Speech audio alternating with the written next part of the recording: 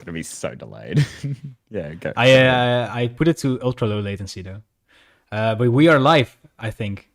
Yeah, we are live. We here? Oh my god, someone's already saying hi. Yeah, it was before the stream actually. What's up, Longa? How are you doing? What's up, everyone? My name is Tom from Dreadlabs, and this is Jack, also kind of from Dreadlabs, I guess. Oh my god, the wave is so delayed. Is it? It just Oh yeah, wow. bit. Okay, this is bad. I love this. Don't worry about it. It's good. Okay. Oh, Cos is also in the chat. What's up, bro? What up, guys? Anyways, welcome to the 8th episode of the Dreadlabs Podcast. We're doing a live Q&A / podcasting today. Today here with me is my friend Jack Hunter. He recently graduated from Film University, if I can call it that. Yeah. Film school, yeah. It is a university, apparently. Like film elementary school. Yeah. But yeah, and I recently, as some of you guys probably already know, graduated from like communications and multimedia design school. And since we both recently graduated from a creative study and both are basically like out in the open now doing whatever we need to do to survive, I thought it might be an interesting topic today to talk about, like whether you would need school and the upsides and downsides of it, and just have a general good time in general, you know, chilling out, talking with the chat, answering your questions. So yeah, I think we just dive into it, right? Yeah, let's do it. I think we also just like talking to each other, so this works for me. Yeah, and also like the best part about this is I've been so busy that I haven't really been able to talk to you that much like we used to. And ever since the COVID thing, we basically don't even have like the opportunity to visit each other for at least another 3 years, right? I know, right? Like, I'm so gutted because you guys were like supposed to come visit me this year. Yeah. Like both you and like Cass, our other friend, was supposed to come visit and hang out with me in Australia this year. Like, we were like, oh, 2021, that's gonna be the you guys come, and then like it's not gonna happen. No. And the worst part is that it's actually because you guys have COVID under control like really well. Yeah. Like you guys are actually doing a good job, but it's just like shitty, I guess, you know. Yeah, it's incredibly frustrating, but like I'm also glad that it's like, you know, safe and stuff. Yeah. Someone's just mentioned the congrats on hitting 20K, and that's so awesome, man. Like I was so fucking hyped when we hit 20K. Thank you so much. Or when you hit 20K. Well, we are all a part of the community, you know. We are all a part of the community. So I didn't hit 20K. We all hit 20K. You know, it's kind of like communism, I guess. Our 20K. Our Dreadlabs store. I love it. Anyways, oh wow, you also have the Dutch dopper thing. Wait, weren't you drinking beer just now? All over my face. Don't worry about it. I do not have the vaccine yet, unfortunately. I really want to have it, but I'm pretty safe here. Me neither. But like we are really safe. But I don't have a vaccine. But at least we're opening back up again. Yeah. What's up, Vicarious? And thank you, Zhao, by the way. Zhao is also like a really, as well as Vicarious. They're like. Frequent listeners to the Dreadlabs podcast and the live stream, so really cool. Good to see you guys here. So before we are actually going to talk about the main topic here, I always like do a couple of like usual segments, I guess. And one of those is what did you have on repeat this week? Like, was it maybe like a video, like a series, or maybe like a song, album, playlist? Doesn't matter. But what was on your repeat list today or this week? Oh man, I've got so many. I've been like getting into some like really like I've spoken to Tom about it, but I think this is something interesting about me anyway. Is I only listen to Australian music, which like I don't know if that sounds weird to or like everyone that's foreign from Australia, but to Australians that's super weird. Like no one listens to Australian music, and I exclusively listen to Australian music. Anyway, so. One song that has been on my repeat is P Plates by Ruby Fields. It's just a fucking fun song. It's like a little bit punk rock, a little bit rock, Right. and just like super fun and just makes me smile every time I hear it. Cool. So actually, one of these songs that has been on repeat for me was also an Australian artist, I think. It was it's this super big TikTok song, like the astronaut in the ocean. Do you know that one? I don't think I've heard it. It's the one that goes like, "What you know about rolling down in the deep?" No. I'll be honest, do not spend a whole lot of time on TikTok. No, me neither. But like, it's I think it's like in the top 5 of the world right now. Oh, okay. It's like, I think it's an Australian rapper, like the Masked Wolf or something. Okay. Never heard of him. Oh. And another thing that has been on repeat for me since yesterday, I actually just sent it to you just now. It was the Ukrainian entry for the Eurovision. I just saw it on TV yesterday. What a fucking banger. Actually, like the hardest song on Eurovision ever. Like, so if you... I'm obsessed with it. What? I said I'm obsessed with it. Yeah, like, I don't know. It's like it's like a woman singing in native Ukrainian language, and then there's a guy with a flute, and then there's like psytrance and techno in the background, and like crazy visuals. Like, so yeah, if you want to check it out, just search on YouTube like Ukraine first semifinal Eurovision 2021. It's crazy. Oh, Maxim is actually from Ukraine. That's so cool. I love that. Like, there's just a Ukrainian chilling in chat. It's while cool, we're right? talking about him. So Maxim, question for you then. Like, is because they called like Go A or something, Go like lowercase or lower dash thing, A, Shum. I think I pronounced that correctly. I don't think I pronounced it correctly. Probably not. But yeah, is it? They actually take like 200,000 listeners a month. Like, they're pretty big on Spotify, dude. Like, even before the whole like Eurovision thing, I guess. I wonder if that's like, is that big for Ukrainian standards? Like 200,000 like a month? Is that like massive, or is that just like an average size musician in the Ukraine? I'm curious about that. Yeah, for Dutch standards, it would be pretty high. Like, I think the most played Dutch artist is like maybe like 1-2 million a month. Yeah. I think like Australian, it's like most of my favorite artists are like probably like 2, 4, 5 million. Like, not super high a month. And then like you see American artists and they're like billions a month, and you're 40 like, what million. the fuck is going on here? Yeah. Crazy. Hello from Asia, France, and Russia, India. What's up, guys? Super cool to know that there's people like watching from all around the world, right? Yeah, it's super cool. I hope everyone can understand what I'm saying, because most people can't understand my fucking accent. Don't worry, bro. Like, my Dutch accent is also not the best, so like a fun story I love to tell when I'm talking about like meeting people from all over the world is I used to live with 11 people when I was living in the Netherlands. And one of them was from Hong Kong, and he had a very like thick Cantonese accent. And I have a super thick Australian accent. And like, this is probably like the 3rd or 4th day we like lived together.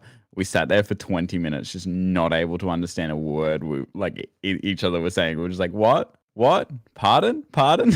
Like, we couldn't even understand each other saying pardon, because it was just so like, there's such a disparity to it.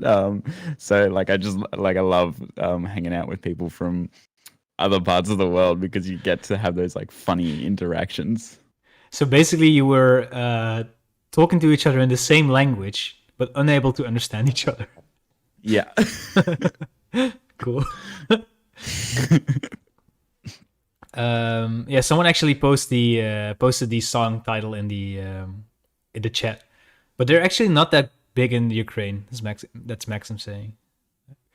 Oh, that's interesting. Yeah, I think Australia's representative wasn't like super huge either. She was like popular, I guess, but no, like the average person wouldn't know who she was. It's like in the indie scene, people would know who she is, but yeah. Yeah, I think the same goes for the Dutch representative. I never really like heard of him before. What's up, Manzano? How you doing? So yeah, that's what we had on repeat this week. So we had a couple questions from the Instagram story that I put up yesterday. Oh, yeah, cool. So most of these questions like kind of like are directed towards me as a designer, but I think they're also can be directed towards you as a filmmaker. So it might be Yeah. pretty interesting to like go back and forth on that because it's kind of similar, but I think there are also like a lot of differences. So the first question that we got was, how much time does it take to be a good designer or filmmaker? Uh, I assume you mean like in the process of like becoming a good designer or filmmaker. Or from my understanding, I don't know because I don't think I'm a good filmmaker. So, but if you're asking per project, like my standard amount of project for like as for a music video directing, like it's probably like 10 to 15 hours of planning beforehand and then 20 hours of shooting, if like 10 to 20 hours of shooting and then 10 to 20 hours of post production, probably 10, like probably 5 to 10 hours of post production to make a good project. And that's for music video. So I think like there's probably a bit of a disparity for graphic design. But yeah, I'm interested to hear your answer. So pretty much, I guess like it's a little bit less time when it goes to graphic design, motion design. I think it's about the same, but yeah, as a motion designer, we generally just get like the video content handed to us. We don't have to shoot it ourselves. But yeah, about like the time that it takes to become like as good as you are, or when you're like professional, I guess. If there's even like a standard for that, I think I don't know. I felt pretty confident to do freelance work after like I don't know 2 or 3 years of like learning like software, and I know even more software. So it depends on. I think it depends on like your how confident you are in your skills and your like not only like the skills that you have in Photoshop or editing or video shooting, but also like talking to clients. You know, making sure that your clients get what they need and you can like communicate properly with them.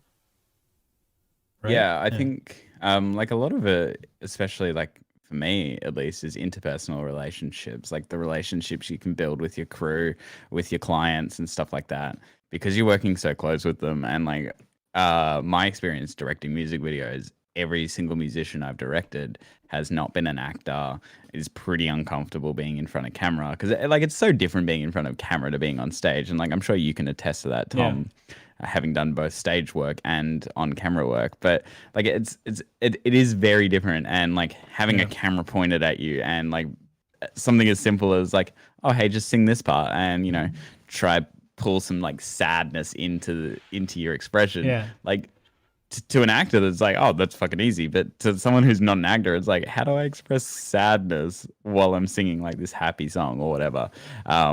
It can be something that has quite a disparity to it, I guess. Yeah, definitely. So let's see. Manzano is asking if we are from the Netherlands. I am, but Jack is from Australia. So yeah, quick question from the chat there. Anyways, let's go on to the next one. There was what's your favorite artist ever? And we might have the same answer for that. I'm not sure. Yeah. We do have one that we really like as well, like the both of us. I know exactly what you're gonna say. I guess favorite international artist, or like for me international. So favorite like non-Australian artist would be Childish Gambino. There's no competition, and I know your answer's the same. Yep. And as favorite Australian artist, it's very hard to choose, but I'd probably say Mallrat. She makes some great tunes, pretty sad tunes, pretty happy tunes, or whatever the fuck you want. There's a song for everything from her, and I really like her. You really didn't you like send me a song from her like a couple of weeks ago, like the one with the car visual? Car visual, huh? It was like a 80s. Oh or, yeah. yeah, right? Yeah, so that was a feature that she did. She did the vocals for it. It was like by a DJ duo, which I think they're American. But she did the vocals. Yeah, she's really cool. That was Are You High? So some of my actual like Australian favorite artists are probably like Flume. You know Flume? Yeah, of course I know Flynn. Alice in Wonderland. It's like the first question anyone asked me when I like went to Netherlands was, You know do you know Flume? Flume? You know him personally? Yeah, do you? But see, yeah, Flume, Alice in Wonderland, and there was another one, but I can't really remember. Oh, also, I think Cosmos Midnight is also from Australia. I don't know if you know who those guys are. No, not familiar. Oh, they have some pretty chill music. They actually went on the album of the week for like a long time ago on Dreadlabs. Yeah, cool. Anyways, what's up, Messi from the Philippines, Atari from the Ukraine, and Maxon is asking us, what artists do you get inspiration from? And Valentin, my intern, says hello. Yo, what up, the intern? Anyways, so Jack, what artists like do you get inspiration from? Dreadlabs. Dreadlabs is the only art I consume. Like drugs. Look, I watch a lot of music videos, and I'm terrible at it. I don't remember like most of the directors' names. There's one or two that I like really know, but one of them I know personally, which is Tim Ether. He's a fantastic music video director. He's Australian. He just does indie stuff, and I met him through university. Really, really great artist. I don't really like attached to his style too much. We worked together before, but yeah, it's not like I really draw inspiration from that. And then there's another director. His name's Sean Barrett. And fun fact, that's actually where I got the name Sir Jack Hunter. Was his Instagram handle was Mr. Sean Barrett, and I was like, that has such a cool ring to it. Like I like the syllables of that, so I took that and I was like Sir Jack Hunter, and that's what I went with. But yeah, he's a super cool music video director. He's directed like a lot of cool shit that like just feels like fever dreams. And then that's like kind of my main inspiration for music videos is like I always want my videos to feel like you're having a fever dream when you watch them. Cool. So one thing, by the way, about your name, did you know that my Dutch friends are still like talking to me like all the time about how cool your name actually is? They literally are. Like I just spoken to them like a few weeks ago, and they were still like, "Oh, you remember like Jack Hunter? That's the coolest name ever, Jack Hunter, Jack Hunter." Have I ever told you that it's like actually a movie in America? Like a really like it'd be like a D-list movie. Really? That no one's ever seen. And it's called like Jack Hunter, and it's like a Indiana Jones knockoff. Yeah, if you would say, if you would tell me like there's a movie called Jack Hunter, I would probably already know what it is about. You know. So yeah, if you search my name, that movie comes up. None of my work will ever come up. Just that movie. Should probably keep the Sir then, like Sir Jack Hunter. Yeah. Maybe. Also, we should totally like do like music video projects like in the future when we can like work in person together. You know. Definitely. Are you going to get back into DJing and like mixing and producing, or is that something you've sort of left behind now? Well, I've been doing a live stream where I just like did a couple of production sessions, but I want to do more with music like around September and onward because I want to focus now on the clothing part of Dreadlabs first. So I want to get that established, and then I have time to do more music related stuff. So I want to set up the label together with Cos. He was also in the chat just now. And yeah, we have a couple artists, and I want to just like focus a little bit more on artist management and stuff like that. You know, social media profiling. You know, being more than just an artist that makes music and posts pictures on social media or whatever. So yeah, that's kind of what I want to like start focusing on. Not sure if I want to do that for myself yet, but we'll see. So yeah, everyone in chat, I don't know how much Tom's like sort of shared this with the Dreadlabs community, but he used to be like, I don't know how successful you'd call it, but he used to be like a producer and a DJ under the name Ento. And if you go onto SoundCloud and search up Ento Christmas Pack, you'll hear the greatest song you've ever heard. So yeah, a couple of disclaimers there. Yeah, I've been a producer for a long while. It's also kind of the part that got me into graphic design. I've been part of Dischargers with a friend of mine called Joshua. We did like a lot of trap music, bass music, dubstep, house, that kind of stuff. And then I kind of went into like Moombahton, reggaeton, baile funk, like more commercial stuff, I guess, here in the Netherlands. And then I made a song with Jack. And the And rest that is will history. forever remain your magnus opus. Um, so we got a question in this chat from Messi, which is tips on how to actively make clients. That's a good question. And I think we can kind of dive into like the main topic of our podcast today, and whether we would need education or not. And I just wanted to start by talking about like how I got like the network that I have as a designer or as a motion designer, graphic designer, whatever. Um, and I guess where it started for me was I had like a really good internship where I could like start to get some personal like bonds with a couple of potential clients. One of those was Julian Sabulba, DJ from Texas. And basically that I got to do an artwork for him on a label, and the label liked the artwork that I did. So I got in touch with the label, called them, and then I started doing like a couple of artworks for Musical Freedom, which is Chester's label. This was around the time when we were like in class together. Um, and basically that's the way that I tried to expand on that, was talking to I would also make sure that like I would have a portfolio website where you could like view like bigger projects, you know, the like seeing more in depth, seeing the case study behind it, everything like that. But also like the Instagram where I would post like design work frequently, so people would still see new work by me on their feed, like at least like maybe a week, twice a week or something, you know. And I know that's hard because it's you kind of force the creative process onto yourself, but that's one of the ways that it's pretty good to show potential clients, to show people what you are capable of. And I think it's also very important to curate what you are posting there, you know. Like it's okay if you made something and like a week later you're like, okay, this is could have probably done better, let's just archive it and then like move on, you know.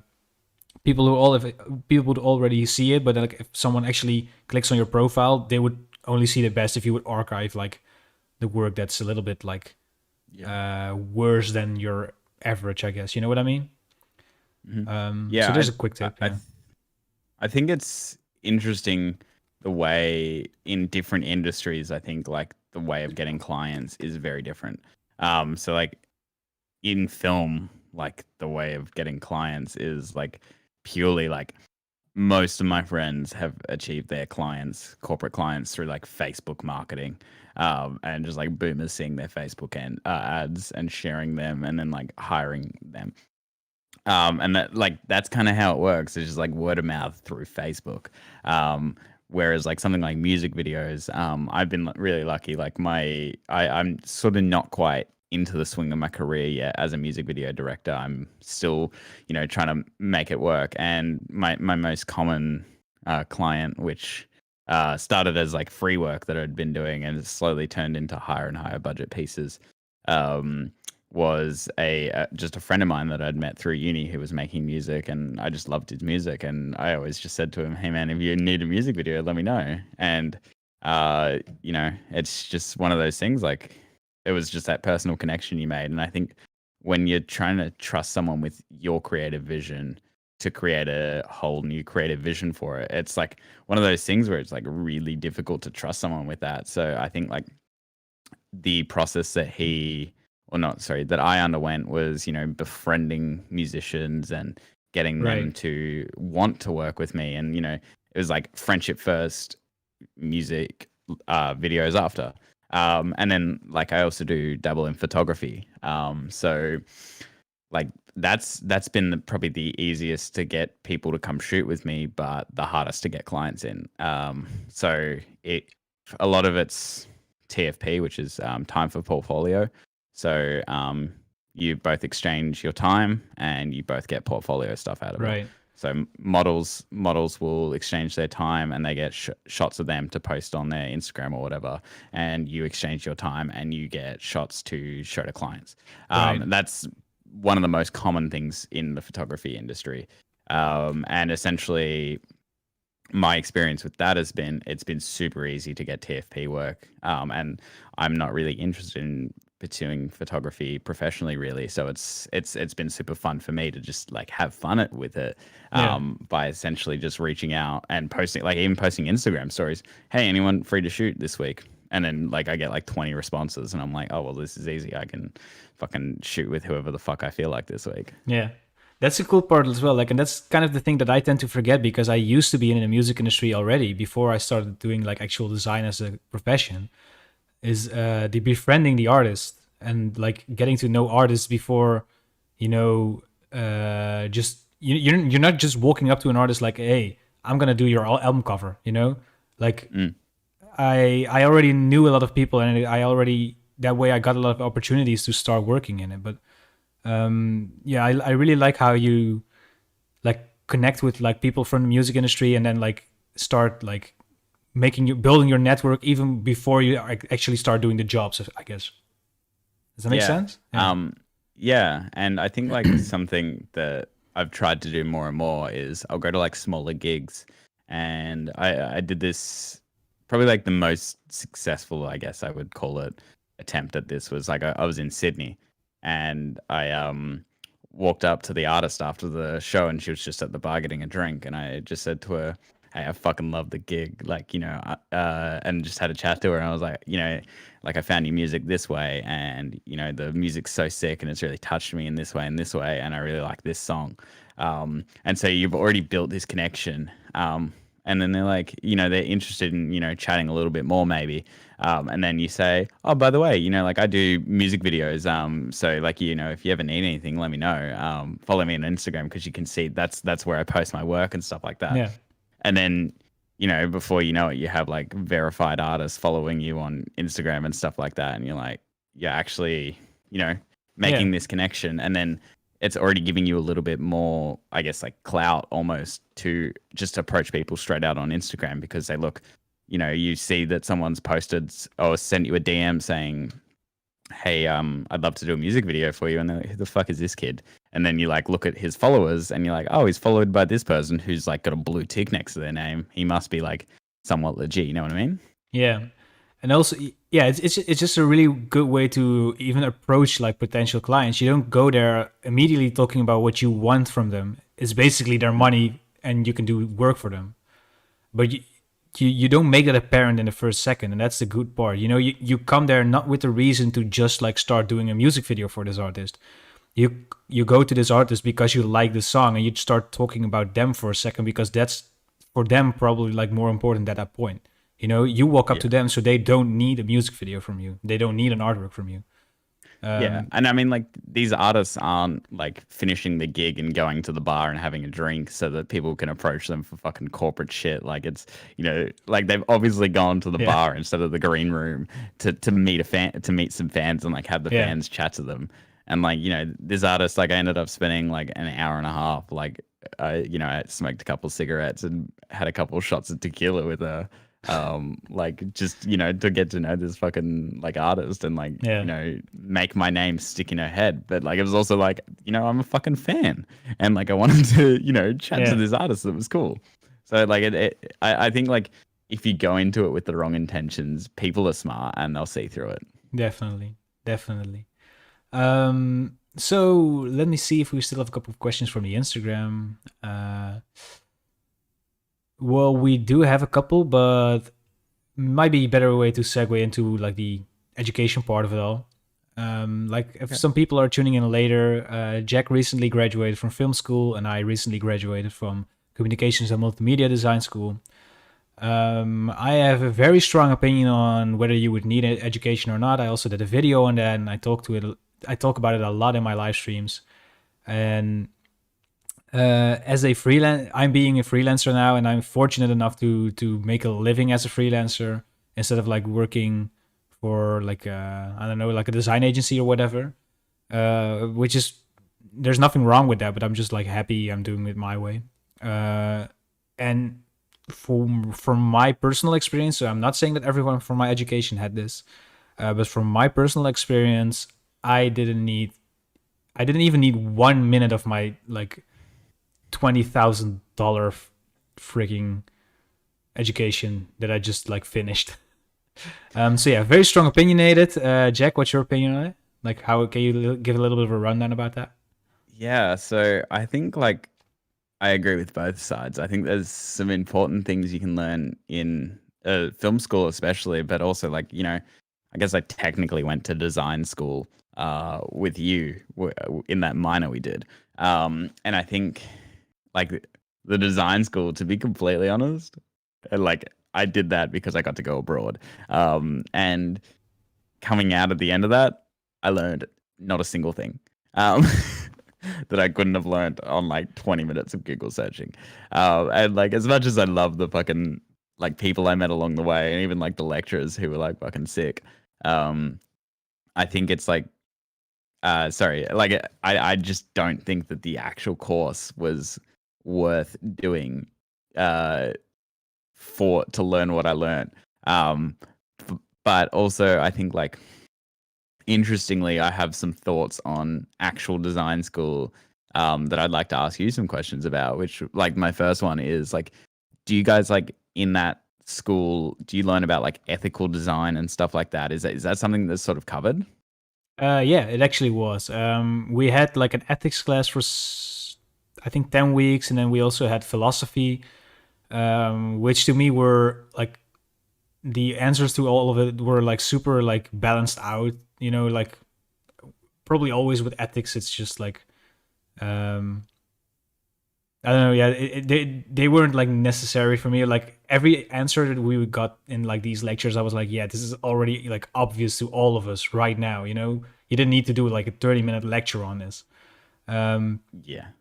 So I think like it's important to at least in some way touch on students. it should be covered. It should probably be covered in an ethical manner, and I think like that's something that the industry like kind of has a lot of problems with. Is like these people who don't go to school for this don't end up getting these like lectures or whatever, or these classes on how to act ethically in this business, and then you end up with an industry full of toxic people. And like I think in that sense, people having or going to design school or even film school like ends up being a good thing, because you learn a lot about like etiquette in the industry, the process of being ethical in terms of like environmentally ethical and all that type of stuff, and you really do learn about this stuff. But I think a lot of people wouldn't push themselves to learn that aspect by themselves. If that makes sense. Definitely, because if let's just say that I wouldn't have made any tutorial on Photoshop on my channel, and all of these tutorials would be replaced with design ethics, I wouldn't have as many subscribers as I have right now, I think. Yeah. And it's just a little bit less interesting than doing the technical part, which is filming or coding or designing, like actual drawing or whatever. And that's the part where like school was actually supposed to be useful, is the thinking behind it, the design thinking. And you know why I dislike my school? Because that's like they advertised that you would learn that stuff, right? But the part was like all of my teachers there, like with a few exceptions, obviously, but most of my teachers there were they went to design school themselves, and immediately after they like graduated, they couldn't make it as like a freelance designer. They weren't like accepted into like agencies or whatever, and they just went straight to teaching. And the problem there lies within like someone was teaching me about stuff that they'd never even experienced before, like I wanted to learn about like how to talk to clients. I wanted to learn how to actually like survive as a freelancer, or for example, or like how to do like how to start a business, stuff like that. And like they barely touch that, and that's a shame, because they know for a fact like 80% of the people that graduated from my like education or something like that all start as a freelancer or for themselves. And like, isn't it obvious to like cover that sort of stuff on your education instead of like unnecessarily like coding stuff, and or unnecessarily like philosophy? You know what I mean? Like obviously it's important, but there are more important things going on there, and that's it's a shame that they didn't cover that. But again, this is in my personal situation. I think I agree with you a lot on that, because I coming from like an industry in a country where like ironically at the time when I was studying, there was virtually no work in like genuine like film work, like what you think of like working on a movie. Like there's not that much work. Probably And only obviously like corporate films and stuff like that, right?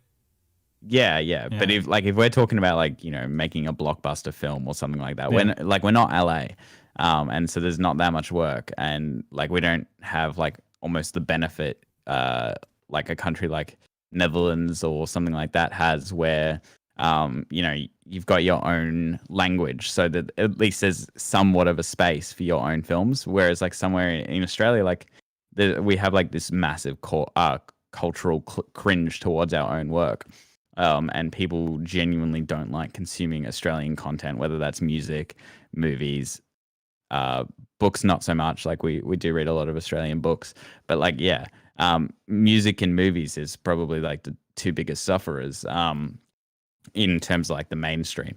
And so I think like sort of coming from that, we had this issue where we were being taught how to be filmmakers, but we weren't being taught how to, create how the this. world works, I guess. Yeah, that's exactly it.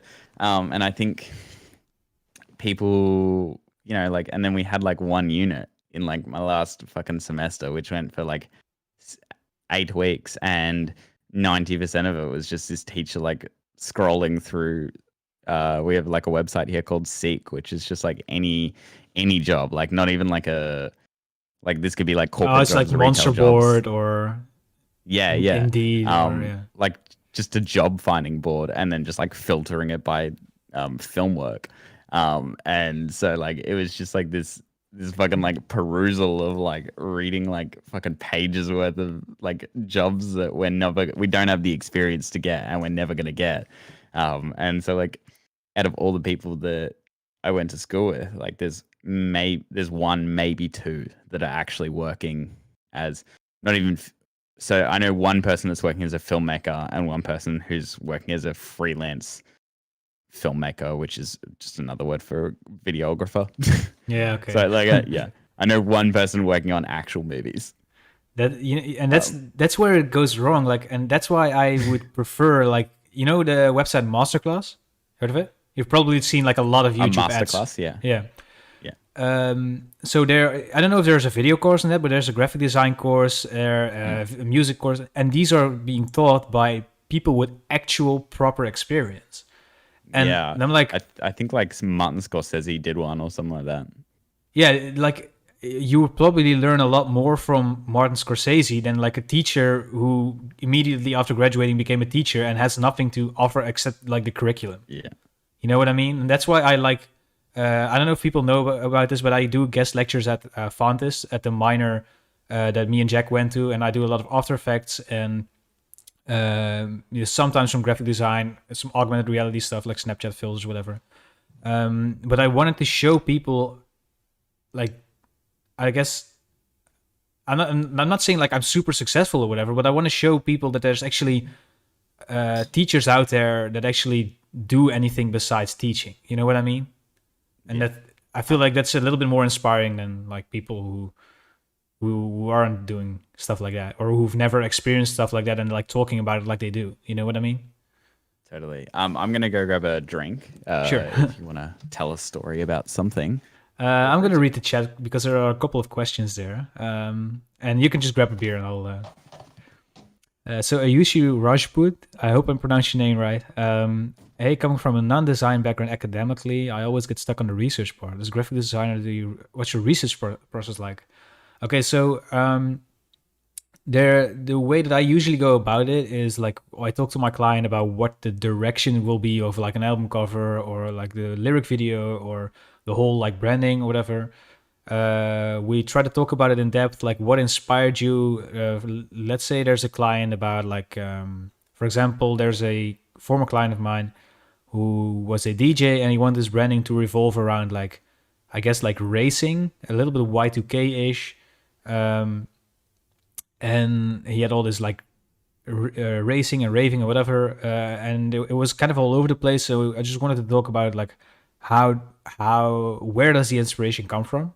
Like, talk to your client about that. Like, is it because you like maybe like a certain like video series or like an art direction or whatever, you know? Try to find out what the origin is of why they want the things that they want. And well, if they, I guess like if they know that, or if you've determined that, you can do a lot of visual researching, and for that I use like a lot of Pinterest, Instagram. Like I try to do research as extensively as possible when we talk about like, okay, what artists inspire you? What visuals is it similar to? And I'm gonna make sure that I have this big library, kind of like, yeah, I guess I would make sure that I have like a big library revolved around all of those things that we just talked about with the client, and then I try to make proposals from that, and I'm like sitting down with my client, seeing which proposals work and which don't, and and that's how we like try to determine more and more how to go towards a certain art direction. So Messi is saying, I think university is more about the education, but more about the social connections and networking. That might be true, because I feel like you've been connecting with a lot of like filmmakers, musicians, and stuff like through your school, right, Jack? Yeah, definitely. I actually a lot of the time say that my university study. I actually did read message earlier, and I was gonna wrap around back to it in a bit. But yeah, I found that like most of my university degree, the stuff that I like gravitated the most with was the people I met. Like, you know, the people I still work with. Yeah. Like a year after finishing my course, the people that I met like the first week of university. So like you know, they're still working on my videos, and I'm still working on their videos, and we're still creating together. And like, you know, we met in 2017. So like, you That's know, super it's cool. like Yeah. we're still working together, and it's like for that alone, like I love the experience. And yeah, sorry, I'll swing back to you. Let you. So for me personally, like that wasn't really the case on my normal education, because my education was kind of technical, and it's such a wide field that like a lot of people wanted different things. So I didn't really like have a lot of people around me that had like the same creative like desires as me. You know, like I wanted to do some stuff in the music industry, and there were a couple of people who are also like doing that. Which some of them I'm still in touch with, and then there's also like the minor that we did, which was more focused on the creative industry, where I met you and where I met Cos and where I met Jordan, and those are also like, you guys are also people that I still talk to on a weekly basis. People that are like, yeah, people that are still involved with Dreadlabs you met through the minor. So it's like, yeah, you know, and I think like, because you just started Dreadlabs like a few weeks before the minor, so I think is that right? What? Sorry.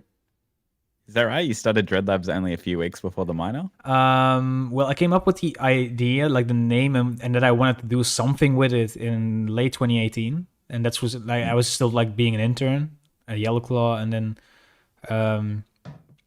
I think like when we met, like when the minor started, I started like actually like trying to bulk up content, like, you know, asking people like if they were down to do like podcast recordings. We actually recorded a podcast like late 2019, I think. No one knows this, but I was the first ever guest on this podcast. But yeah, the recording was like weird, and the cameras didn't work, and like I only ended up with like half the video footage that I needed. It was bad. Yeah, this is way better. But yeah, actually, the Black Friday that we had in 2019, that's when I bought this microphone to do the podcast and videos and stuff like that. That's right. I remember that. I remember you like saying to me, "Oh, you buying anything for Black Friday?" And I'm like, "Black Friday is not a thing where I'm from, so I like kind of didn't know about it." And then like I bought a pair of jeans because I was like, "I gotta buy something." It's I love how you get pressured from that still. Yeah, do you remember that we went jeans shopping with my girlfriend at the time? Wait, we did? Yeah. I was with you? Yeah. Where, in Tilburg? Yeah, do you not remember this? Which shop did we went into? H&M? No, not H&M. I don't know. You I sure can't this was with remember. me? I think so. I don't know, man. It was 2 years ago. So Let's look at the chat for a anyway, quick minute. swiftly moving on. Yeah. So Hobo Dobo Joe Brusso Mucho. That name I gotta pronounce right. Which design school I did you come reckon from? Hobo So Dobo Jobro so much do. is that a thing? Like you you I you, don't you know. pronounce it like it was like an actual thing, I don't know. There's the word so much and do in there, so I guess so. I guess. Anyways, I came from Avans University of Applied Sciences in Den Bosch. Communicate in the what was it called again? It was AI and I. So academics for academics for industry and informatica or something. And the education was called Communications and Multimedia Design. What about you? Me, I went to JMC Academy, which was a Melbourne-based film school and also creative industry school. Cool. And yeah, and then we studied together at Fontes International in ACI. Was that what it was called? ACI? Yeah, Academy for Creative AIC? Industries. Yeah. So Christian is saying every professor I had usually stated the experience he had. It's weird how some teachers can be accepted and have with almost no experience. I agree with you. Like there was this guy and he was like 1 year above me, and like he was like came into like our class and like started being all, like pulling that, oh, I'm a class higher than you, but and that means I'm cooler than you card. But he wasn't like, he was just like an average guy, you know what I mean? And so we pretty much just like saw him like as a fellow student, right? And then he graduated and he immediately became a teacher there, and then he was supposed to be my coach for like a project. And I was like, I'm not gonna do this because I can't like take this guy seriously. I'm older than him. He literally knows nothing more than I do because I already like did my minor and stuff. The only thing that he knew more than me was like he had more experience in doing a graduation internship. So I was like, I filed a complaint, and then he didn't have to like be my mentor, which was nice. But yeah, it was super weird. So there's a question for you in the chat. Oh, there is? Yeah, Mohammed is saying, give us a reference of what a good film is and explain why. Oh boy, I hate these questions. It's a tough one. To gloss over it quickly. The most recent film that I would say was a good film, and I don't think anyone else will. I don't know how many people will agree. It was Guns Akimbo, which was a New Zealand film starring Daniel Radcliffe. And it was just a stupid film. It was like very clearly like this B-list movie that like wasn't taking itself seriously. And it was just so funny and so stylistically unique. And I'd never seen anything like it. And you could just see that like the filmmaker had found the style that he wanted to make and had just created this film in this perfect vision, and it was like the whole way through was just like stylistically unique, and also like it didn't falter from its style, and like it remained a great piece. And it like by no means should it have been a good movie, like, but the style of this film just made it fantastic. So I guess you would say that style, even if like okay. So I think it's the same with like art direction and cover artworks and stuff. Like even like a really shitty like album cover with like Comic Sans or whatever. If the art direction like makes sense, then something bad is actually something good. If you know what I mean. Like something can be purposefully bad, I guess. I feel like the easiest analogy is like comedy. Like a joke doesn't have to be funny, but if you commit to it, like it becomes way funnier.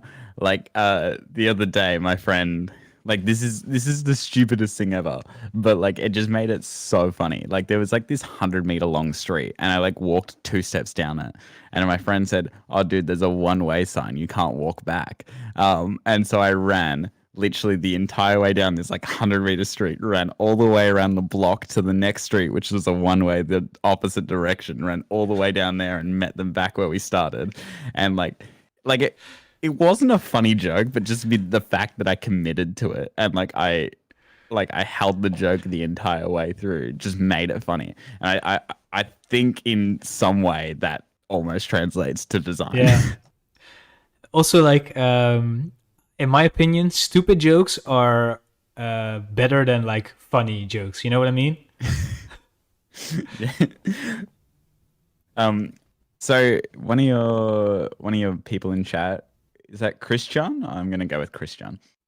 Every professor I had stated the experience he had, and that I'd love to touch on that because I had some really cool lecturers. Like I had some lecturers, like it was one of two things: either like they'd worked in like the 70s and the 80s and like a little bit in the 90s, and then basically hadn't really done anything other than teach since then. So they'd done like 30 years of film industry work and then just been teaching since, which was like super cool because like you got to hear how it was back then, and it's like there's something like way more real about the industry back then.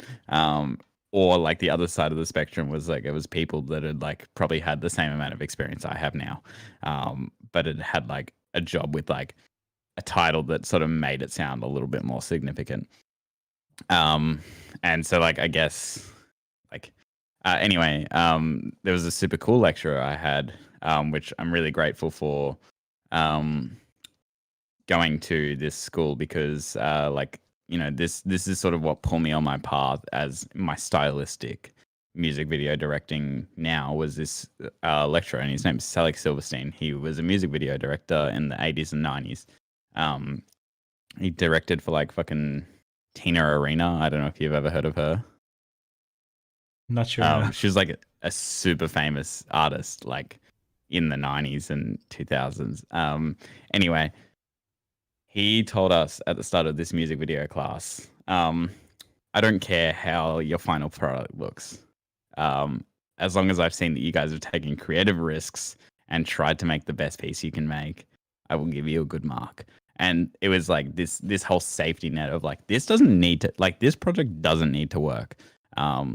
And so like it was this project that like it didn't need to work, so I could do whatever the fuck I wanted. And this is my first time ever directing, and like I just went in, and this concept was the dumbest thing I could have thought of. We used the school's basement to as like a completely dark warehouse area, and we set up slow motion cameras and smashed plates in slow motion. I've seen that one. Yeah. And like it was so stupid, and like it was a pretty good thing because it ended up working, but like like the safety net of knowing that this project didn't have to work made me take these risks that ended up just making like this super unique video that like I don't think I've ever seen a video like that before, and I don't think I've seen a video like that since.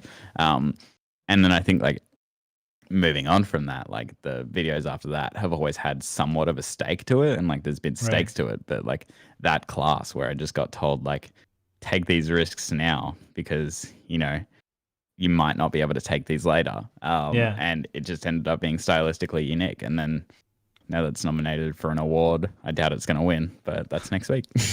But I love that because like you said, there's like, because I've been working for clients now for a few years, and always like I have like these crazy ideas, but sometimes just it doesn't fit in the budget of the client, and I don't want to like sit here for like 200 hours when I'm only getting paid for like, I don't know, like 20, you know what I mean? Yeah. So it's really cool to have like that safety net and then still doing it with a purpose, which is getting a mark for your school, you know what I mean? We never really had that, but that's like a super cool like premise to start working on, and that's probably what I think is like harder in the video industry. Like I can just like open up my laptop or start like making art. You know what I mean? And Mm. if you would do if you would do like free work for a music video or whatever, you cannot just like get all of these people together, start a movie set. You know, it costs money. It costs probably more money than like any like starting artist is willing to pay or can afford even. So it's really like hard to I think it's harder for people who do like video stuff than like for graphic designers or for like visual artists or motion designers or whatever. I think it's very interesting because like the stuff that you're doing is like entirely virtual. Like it's not like your resources here aren't finite. Does that make sense? Like you're not gonna run out of your resources of fucking Photoshop days. tool, Yeah. the box tool on fucking Photoshop. You know what I mean? Like, you know, there's still, you know, you can still make a rectangle and you can still use a paint bucket. Yeah. I don't know how to use Photoshop if that's not clear to everyone watching. But whereas like as a filmmaker, like, you know, like that music video I was just talking about, we smashed 100 plates in slow motion. You know, that cost us like, you know, $50 or whatever to buy 100 plates. You cannot just like press Command Z or Control Z to repair the plate and smash it again. And the worst part about that is like we like all of these plates had designs on them. So like, you know, we paid $50 for these plates, and then my production designer had to go through and draw this design that I'd you know, told her about, and she had to get like 4 other people to help her because there wasn't enough time to draw this design. And it's like, you know, for you, like if you were just gonna fucking have 100 plates smashing, you just fucking, you know, copy the same plate over and over again. Yeah. You should probably just dive into 3D and motion design, bro. Yeah, probably. I'm not smart enough. Me neither. I'm just doing whatever. I have like the patience. Yeah, okay. Patience is one thing that you really, really need. Yeah.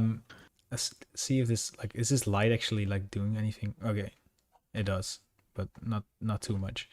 I'm getting annoyed by this thing, by the light out of my window. Anyways, sorry, what was your question? Yeah, it looks okay. I saw a question earlier. Let me try find it.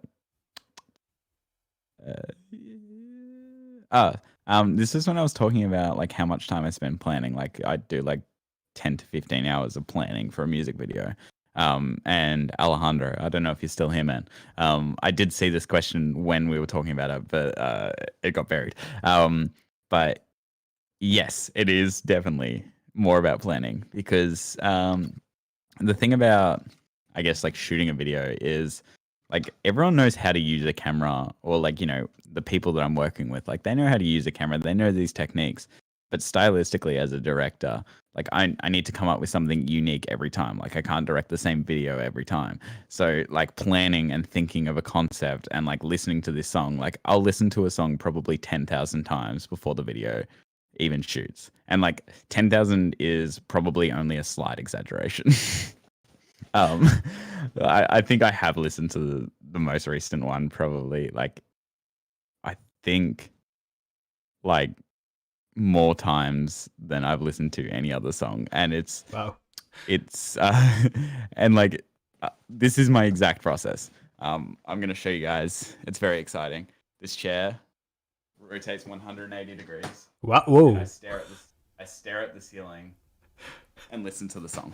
It's crazy. I listen to that song and think of ideas, and it takes a long time. And my alarm when I'm working on a music video, because on an iPhone you can set a song as your alarm, is always the song I'm working on. So every morning I wake up and hear the song playing in my alarm, and it kills me a little bit, but it makes me think about it to start my day. Ouch. I really hate that. But yeah, to go back to the question, even on a more shallow like form, I guess, it's like we just talked about, like the plates. You have to prepare how you're gonna film like smashing these plates. If you cannot do it like multiple times. Yeah, you can do it multiple times, of course, but if you wouldn't like plan it properly and you got the wrong shot of a plate getting smashed, yeah, you're pretty much screwed, I guess, right? Well, and that was the thing about this video is, I had a crew of 15. I had to make sure that everyone had safety goggles. There was a way to protect the camera so that glass shards didn't fly into the camera and destroy the lens. I had to make sure that no one got cut.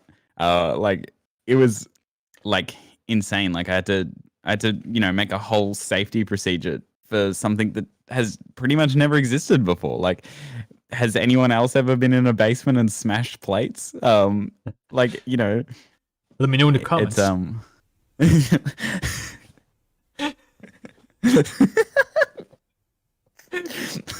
That made me laugh way too hard.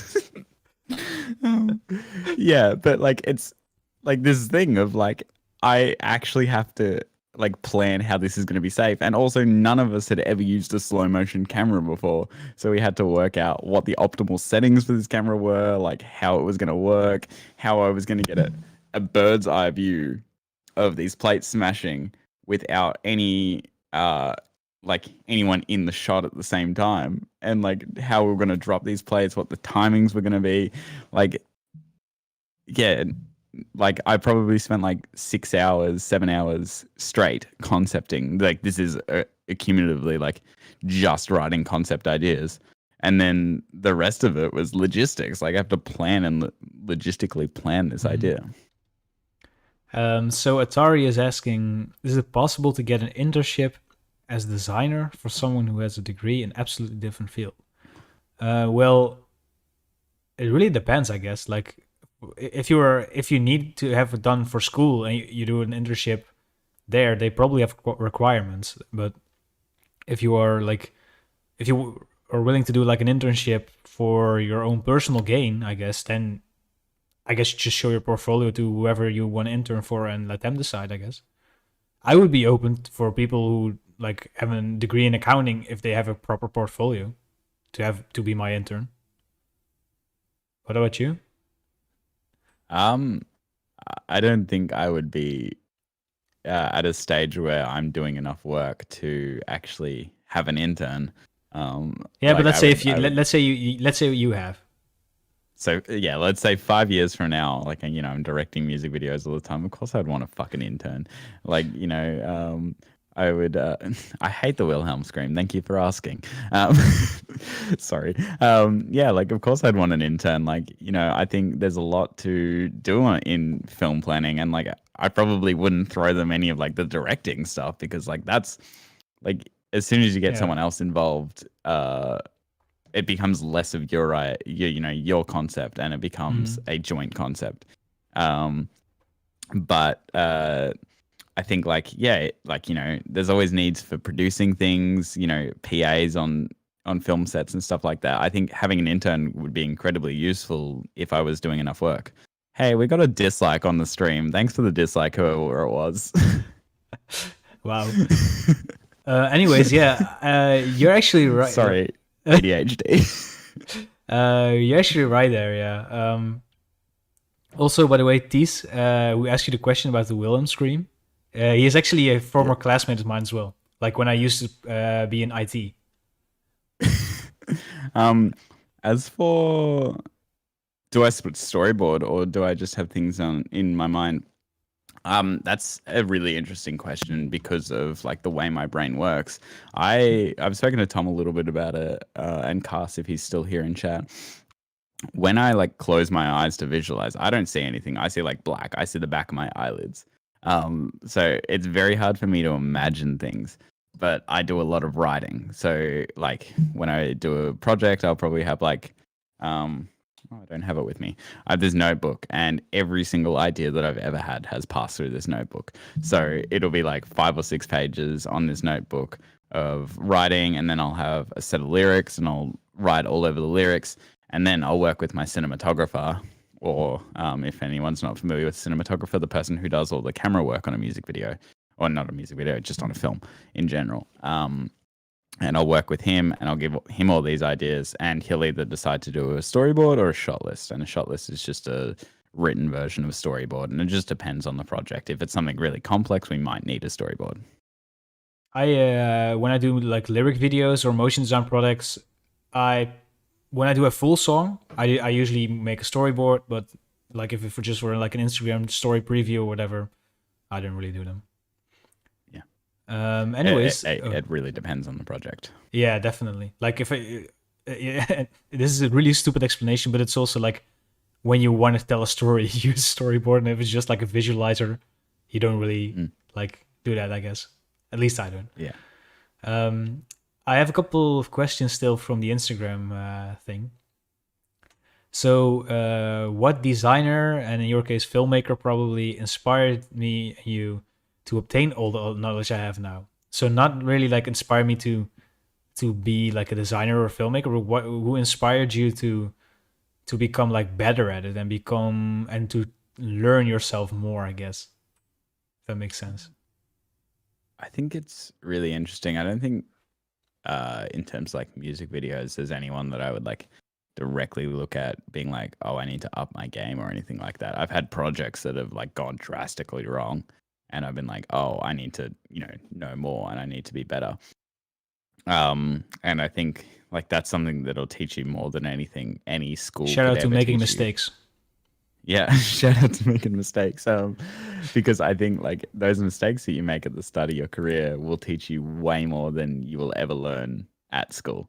Definitely. And like my most recent video, that was probably the most I've ever learned. Like more than I learned all the way through school, because like I just sucked at directing on that video. I sucked at the concepting. Like everything sucked about this video. And just luckily the people I were working with were so talented, and like that was one of their good projects that they were able to save this video, and it ended up being a fantastic video. But I feel like as my contribution to this, I wasn't part of what made that a good video. And I think that's a really interesting concept as a director, because but yeah, long story short, there's no designer or filmmaker that I would say has made me want to be a better filmmaker. It's always been the mistakes. That's a very, very good answer. I guess it's kind of the same for me, but like when I started interning at Yellowclaw, I was working under Tom Direct. You probably seen his work on Instagram because he's pretty big on like design Instagram as well. Yeah, I was working like for or under him as like a junior designer, basically junior designer intern, whatever. And he was like the art director and the creative director, I guess. And I guess like he inspired me a lot, and I was like, he made like stuff, and I was like, oh, I want to learn how to do that someday, or I want to get better like that. But it was also like the first moment in my life where I was really thinking about like, oh, I actually like design as a profession or as a career more than I would like to become like a professional producer or DJ or whatever. Yeah.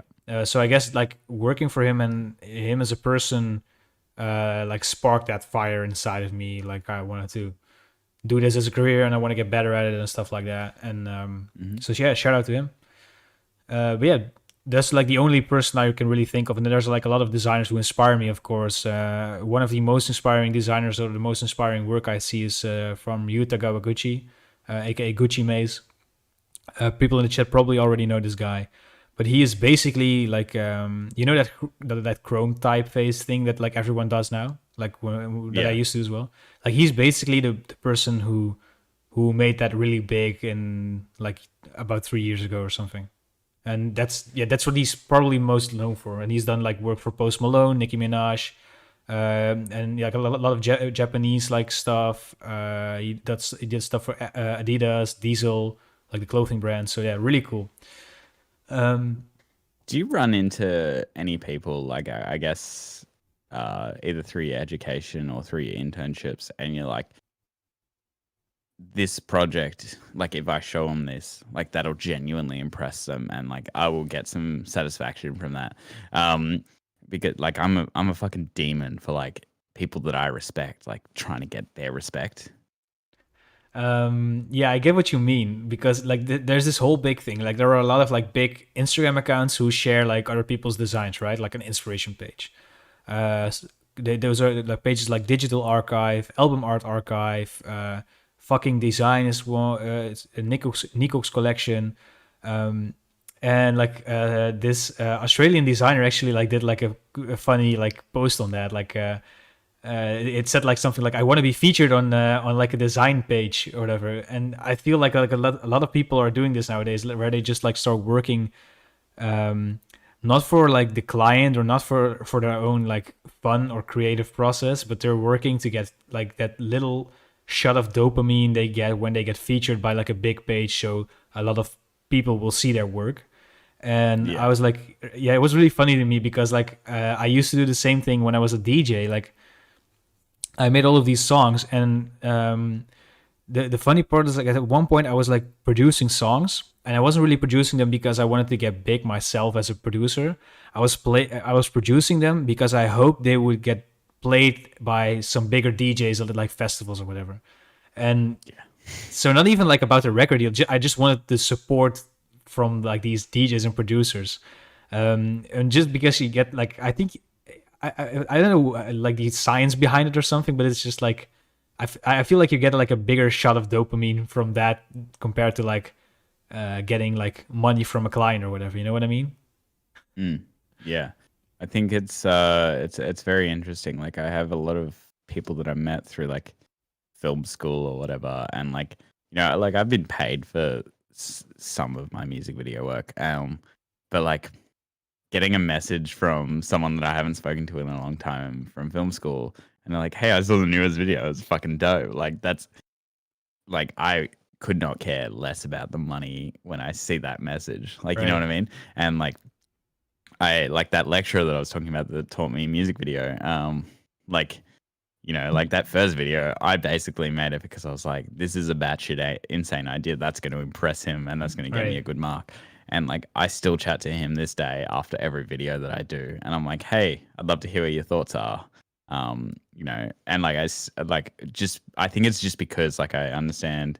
I skipped an episode of Demon Hunter just to watch this podcast. I love that Messi. I don't know what Demon Hunter is.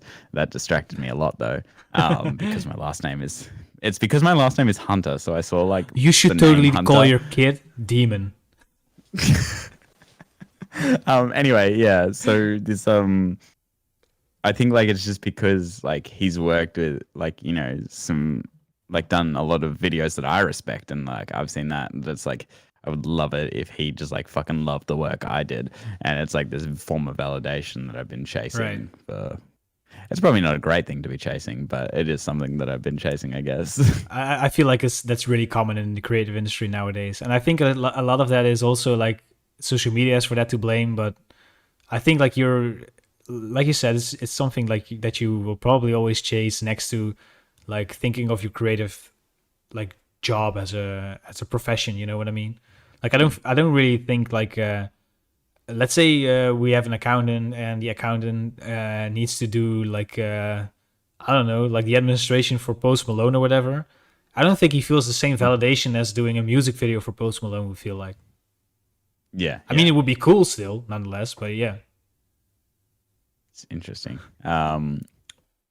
Yeah, sorry. I had a train of thought and it completely disappeared, so. No worries. We got one more question from the Instagram thing. Well, actually two, but one of them is a little bit odd to talk about in the podcast, I guess. It's someone asked about any tips on composition. It's a little, composition. It's also like a really broad question, so I was like, okay, let's skip it for now, and like I'll talk to this person in the DMs and see what he meant, and then we can discuss it another time or something. Yeah. Anyways, the last question is: be original. Do you be stylistic? Carry your style the whole way through. Those are my answers. Yeah, definitely. Like I don't really like. I obviously like I keep composition and stuff like that in mind, but I just do it the way that I think is good, I guess, right? That sounds so stupid, but it's actually the way that I work. But actually, before you ask this question, I had one more thing that I'd like to touch on, which was about design school. Oh fuck, there's two things that I forgot to talk about. Oh yeah, let's talk about it. Let's talk about it. So the first one was like I think it's interesting about design school because like in my first like ever semester of film school, we like someone a lecturer touched on it. They were like, these are the rules you've got to learn so that once you've learned them and you mastered them, you can break them. Like, you know what I mean? Like it was like, these are rules and like lessons, and like this is the way to do it. And the only way you're going to break these successfully and it's going to work and it's going to be a cool stylistic choice or like a creative choice is to break these rules after you've mastered them. Right. And that was just something I wanted to touch on because I think it's like very interesting, because without school, I think a lot of people would just like, you know, not know these rules that like are general like consensus rules that everyone likes to follow. Yeah, I guess so. And and I guess those topics just don't get touched on like most digital courses and stuff like that, because like a lot of these teachers already assume that you know it.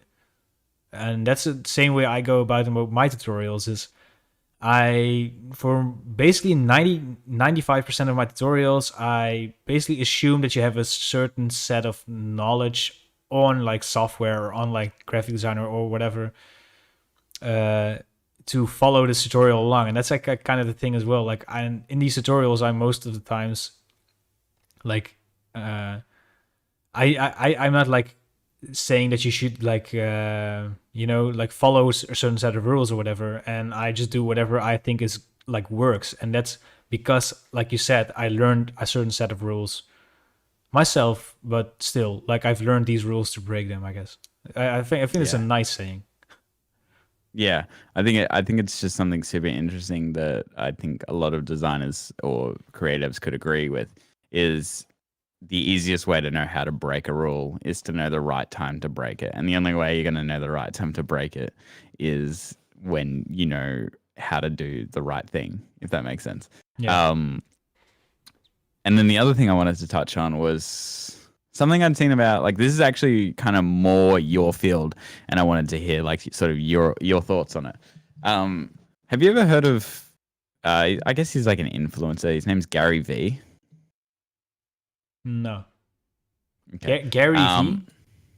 Gary and then VEE. No. He basically just posts like the same bullshit motivational videos every fucking day, where it's just like, get off your phone and fucking like start, you know, like pick up the phone and start dialing, you know, from Wolf of Wall Street. But like it's just like this bullshit fucking you know. It's like, throw your phone away and don't look at this, but seriously, actually look at this because I need followers and validation, probably. Yeah. Yeah, okay, so Muhammad's knows who Gary Vee is. Anyway, very briefly, like what I wanted to touch on was for like the last 2 months, he's been making like very, very like strong videos about NFT being the future, and like very like lots of videos. And I was like, something just felt really off about it. Like I hadn't watched any of them, but I'm subscribed to him on YouTube, so I see the thumbnails. And like it was all just like promoting NFTs and stuff like that, and like saying like, you know, like why NFT isn't gonna die, or like, you know, why the trend's not gonna die out. And like just something felt off about it. And then like this week, he posted another video announcing his own NFT platform, and it all like all of the dots connected. And I'm like, that is so unethical. And like, you know, like I think like something about going to school, at least in my mind, in like the regard of like, you know, I'm an educated individual, made me realize that he's just spouting shit and like not to buy all the way into it. And then like seeing that dot connect where it's like, oh yeah, it's just because he's trying to make money off of his new business. Right. And like, you know what I mean? Like, I don't know. What are your thoughts on that? So let me just start off by saying, like, everything you look at on the internet, even including my tutorials, including my advice on business, including everything everyone ever says to you on the internet, always take it with a grain of salt. Don't like 100% like start believing everything, and always think critically before you take advice from someone or whatever. then like my thoughts on NFTs are like I feel like they were like a really big hype because there's like people who suddenly made like I don't know how many millions on digital artwork, which was of course like this whole revolution thing. Um, and I feel like okay, so what I'm thinking is like I see in my scene a lot of people are still doing NFTs, and I feel like this is not really my like okay, so basically what it is basically like obviously like crypto people meet like art people, which is really cool in my opinion. I also think that it's still like it will still be viable in a few years, of course, but I think like how my friend Nikox I think described it once like on a story a while ago. The hype is there. The hype is now like slowly fading out. And like because the hype is fading, like the actual people who are really invested in this topic kind of like stay there, you know, like the actual people like actually collecting NFTs, actually making NFTs or whatever, they will stay in this scene and they will like keep it running. And like just to so to say, and I'm included in these, like the hype beasts of NFT like kind of die out, including me, because I also made an NFT and I didn't even sell it. Yeah. But yeah, the thing like I feel like once these people die out, and it can be its own niche, I guess, you know what I mean? And that's what I think is cool about it, because like I don't think like that people should go in there, should dive into the scene uneducated like they do with investments or crypto or whatever, because that's how you make mistakes, and that's probably how you're gonna lose a lot of money if you don't do it correctly. But I think it's cool. Yeah, that's sort of the issue I'm drawing from this like whole Gary Vee thing is it almost feels like he's taking advantage of people who aren't educated in all of this and making them like feel like there's a need for this market of NFTs, which like in my opinion, I don't know a heap about it, and like you were sort of like explaining it, and like you've touched a bit on it in Dreadlabs, but I think like he's essentially creating this need for people to want to buy NFTs. And then they're like, oh, but NFTs are so inaccessible. Well, lucky Gary Vee's got you covered with his new NFT platform. And you know what I mean? Like yeah. I find there's an unethical line there. And I think like people being educated and going to university. It's literally the same thing as fucking Ty Lopez in his garage with his Lamborghinis and whatever, you know, like you always like, I don't know if it's the same thing in Australia, but here in the Netherlands, there are a couple of Dutch people who get like a Lamborghini, they hire it, they don't buy one. And it was like, hey, I dropped out of high school and I make millions now. Look at this screen on my app that says $10,000. That's from just today. Not even true, by the way. Become a dropshipper today, become an investor today, start investing in crypto, whatever, blah, blah. If you join my Discord group about crypto and you pay $1,000 a month, I will tell you which crypto coin you should invest in. That's not working. Yeah. That's like, and that's what I mean, like start thinking critically, think for yourself, and definitely like don't believe these guys, because if they have like that incentive and it's not optional for you to like get into, like for example, then it's just for their own profit. And what I mean by that is like I have obviously I have a lot of like things that I do on my channel here where I tell you like how to do certain things, but all of the content that I do, all of the paid content that I have is optional. And that's because I don't have the intent to make money with what I do. Right? Obviously, I have the intent to make money because I because it's nice that I can make money and keep doing this for a full-time job. But it's not like that I want to get rich off of all of the people from Dreadlabs. You know what I mean? Like that's why I make videos that are free to watch. That's why I will launch a premium video series in the future. But it's optional. You don't have to watch that in order to enjoy Dreadlabs or in order to become like a better designer or a creative or whatever. You know what I mean? It's all optional. Yeah, I think like the real-time realization that I'm sort of having right now is it's almost like this like transmedia design thing that we studied, where it's like, you know, you can consume it on like, you know, the whole idea of transmedia design is all of these platforms can be consumed individually, but there's a greater appreciation you can develop if you consume all of them. Right.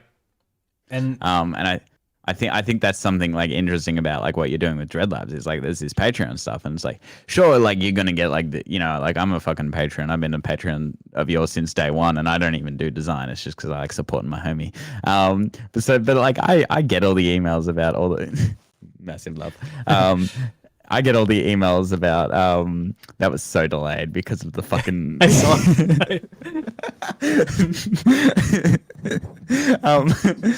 Anyway, sorry. That's like, you know, I get all the emails about like all the stuff that's coming out on Patreon, and it's like, yeah, this is fucking sick, and like, you know, people who are actual designers like getting a lot out of this, but people are still getting a lot out of your channel that aren't your Patreons, and I think that's like a really interesting way to format it. And like, you're not trying to create a necessity for your Patreon either. Like I very rarely see you promoting your Patreon at all. I basically only talk about it at the end of my videos. Like I give all of my patrons a quick shout out. I basically say what the benefits are of becoming a Patreon, but still, like, you literally just probably already watched a video on how to do a certain effect in Photoshop. So there's literally no need to buy that, like, buy that Patreon subscription to get the project file for something you just learned how to do yourself. You know what I mean? It's just for like, probably for people who are like a little bit lazy, or they want to have like something real quick. They just want to get like, or people obviously that want to support me. You know, like it's like we already discussed, it's all optional, and there will be like a video series, the one about how to start a clothing brand, and like it takes a lot more time to make that one. And that's why I made an exclusive Patreon tier for people to subscribe to that. But that's mainly just because that way I have a little bit more money to like invest into the series. But, you know, because I need to get a better camera. I want to get like I want to cover how to make screen prints for your t-shirts, but I don't have a screen printing like set, so I need to buy that. You know what I mean? Like there's like, I'm actually wanting to invest it into what you get when you buy it, I guess, instead of like, you know, like just making profit off of it, I guess.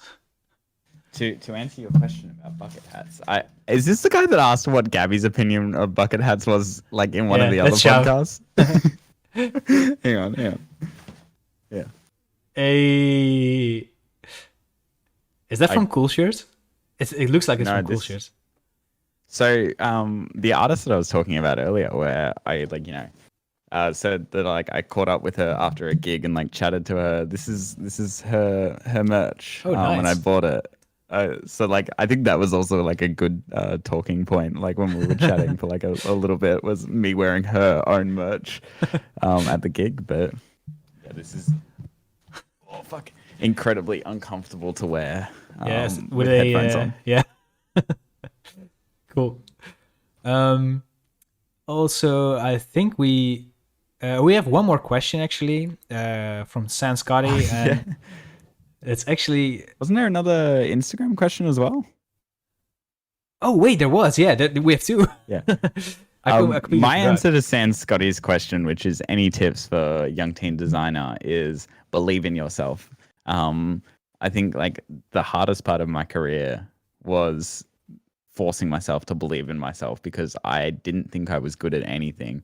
And it took me 2 years of a film degree and probably 6 months after I finished to believe that I was actually, you know, meant to do this, or, you know, good enough to do this, or I had a place here and I had an identity to do this. And I think like just believing in yourself and believing that, you know, you can do this, and whatever the fuck, and your failures do not mean the end of your career. I think like that's my number one tip. And also just start doing stuff, especially if you're a designer. Like there's no finite resources to design.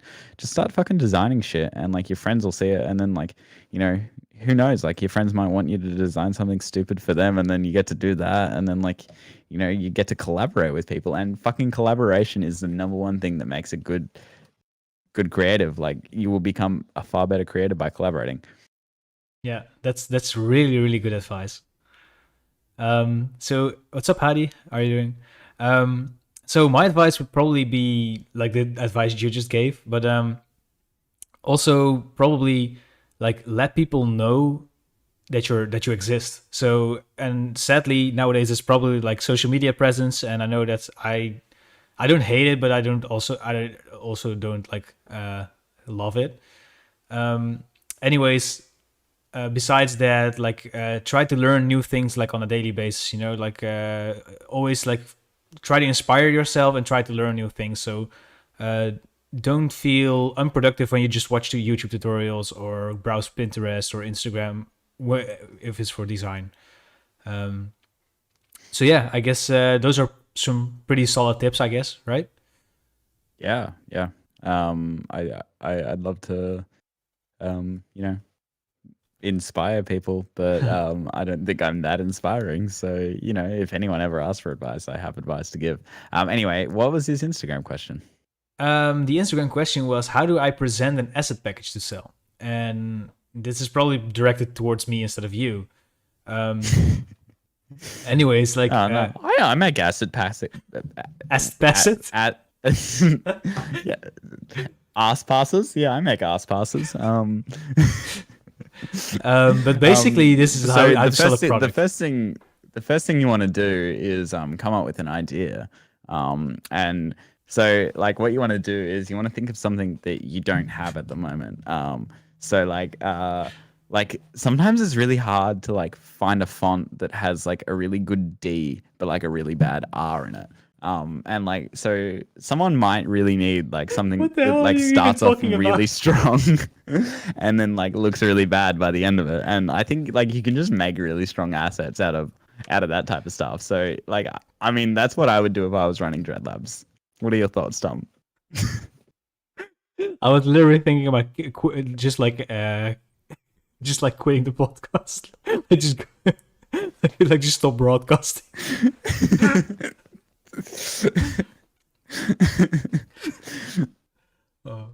But is that how you go about producing a asset pack? Exactly like that. No, so the way that can I get an ass pass in chat, please? I know there's 26 people watching. I want to see 26 ass passes in chat, please. How do you even spell that? I don't know. Okay. Yeah, Australian. The word for ass is arse in Australian. Yeah, with like an R in it, right? A-R-S-E. A-R-S-E. Yeah. It's the same in Dutch. You have two words for it, but yes, thank you. We got an ass pass. Anyway, sorry. I'll let you. Should I call my next Patreon tier like Dreadlabs arse pass? App snack.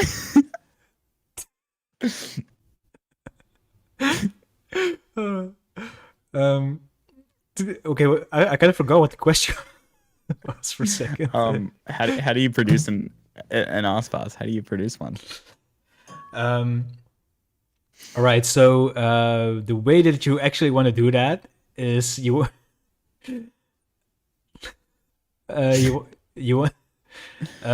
basically you are selling a product that's a luxury product, right? Because I'm selling like a vector.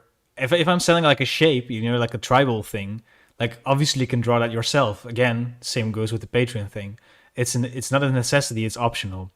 So you need to find out what like the designers of your niche or in your community want to sell or want to buy actually, because they want to work faster, for example, or they want to feel inspired more quickly, and then just like get that asset pack making. So if you're finished with making that, I would probably say try to present it like the way you want people to use it, and why people use it. If it's for inspiration, for example, show how easy it is to create something inspiring for it really quickly. Or if it makes you work faster, show how quickly you can do like a certain effect because of this. You know what I mean? Yeah, basically that. But to answer the question, actually, you just get like I love that we've still got ass passes coming through chat. So to properly answer the question, is this big of a delay?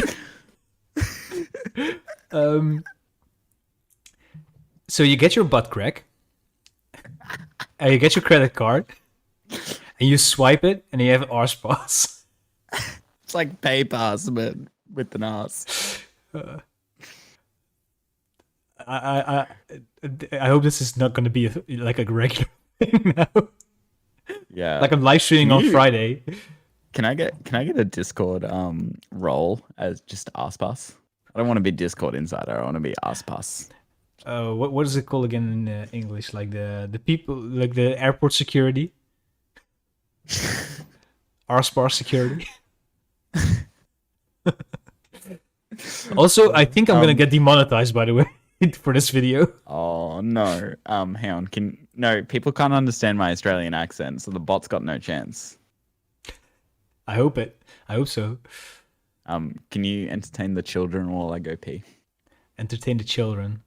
All right, so there's one more segment that we can talk about, but it's Jack isn't going to pee for a second. And the last segment we're probably going to cover today is we will. Okay, I love the comments here.